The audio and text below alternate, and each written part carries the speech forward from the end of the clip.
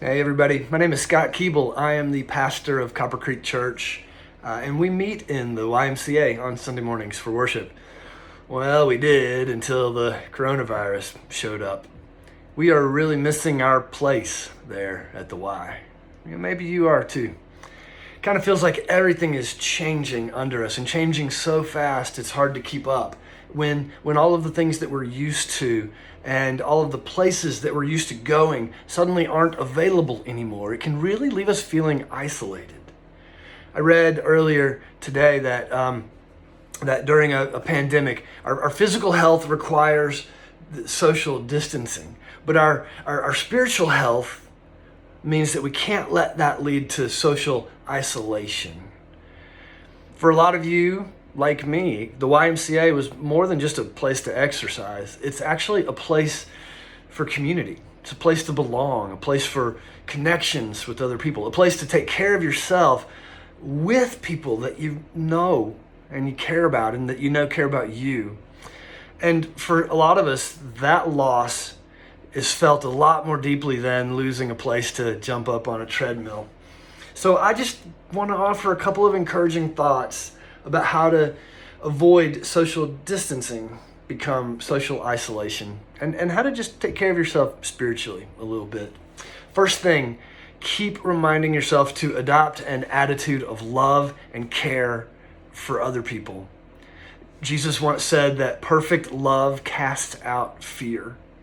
And what he means is the more that we embrace this attitude of love, the more we realize that we ourselves are loved, the more that fear becomes less of a factor. And so right now, in the midst of all this craziness, the more that we can put on a lens of love, in other words, the more that we can look around and say, okay, we are doing all of this out of love for others, especially for the least of these, for people that are at risk. We're doing this out of love for them. The more that we can adopt that attitude of love, the more that we'll feel a little bit of a sense of hope and purpose in all of this. So remember right now, social distancing is actually a way to love other people.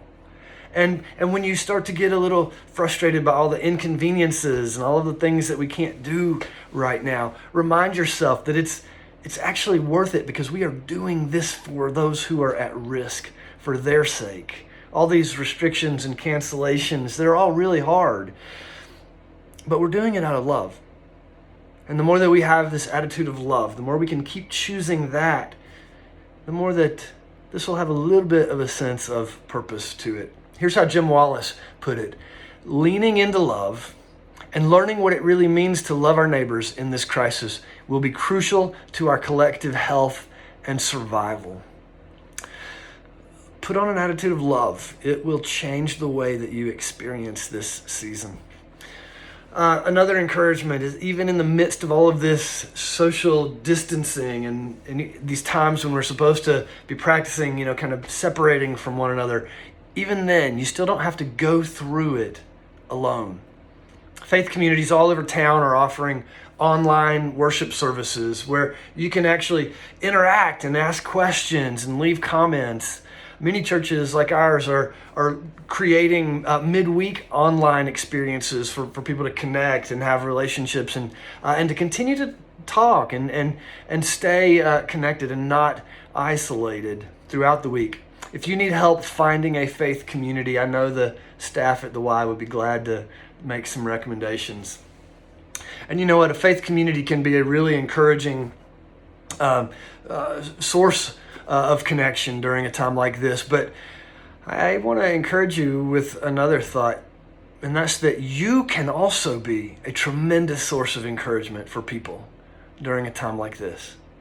So maybe stop and ask, who could you reach out to with a phone call or a handwritten letter? Who could you reach out to and let them know that they're not alone? How could you let somebody who might otherwise be really lonely, how could you let them know that you're thinking about them? Those are the actions of love. And a wise person once said, it is in giving that we receive. Maybe taking those steps to encourage somebody else, maybe taking those actions to show somebody else that they are included and cared for and still connected. Maybe that's the very thing that will help you feel most connected. and to stay with, to have this sense of ongoing connectedness and not being alone. So who could you encourage this week and every week? And at the end of it all, friends, let me just encourage you to be kind and be patient and to be full of love for one another. And we'll get through this together. Peace. Thanks. Bye.